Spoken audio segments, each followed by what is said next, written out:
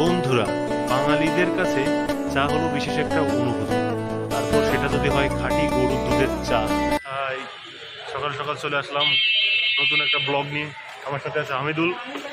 দেখা হবে আজকে চার দোকানে, স্পেশাল চা, এই আদাবরের স্পেশাল চা। কি ভাবছেন এটা পুকুরের দুধের চা? মোটেও সেটা ভাববেন না। এখানে ভালো মানের গরুর দুধের সঙ্গে আখের গুড়, এলাচ ও চিনি সংমিশ্রণে সাদামাটা একটা চা তৈরি করা হয়। কি অসাধারণ! ভাবছি চাটা খেতে খেতে একটা রোমান্টিক গান শুনলেও বা কেমন হয়। নিশীতে আইসো রে ফুলো বনে, আমার লগে চা খাইতে আইসো।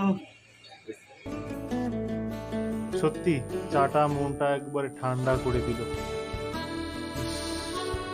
এখানে দুধ চা প্রেমীদের আনাগোনা থাকে সকাল 10টা থেকে রাত 11টা পর্যন্ত।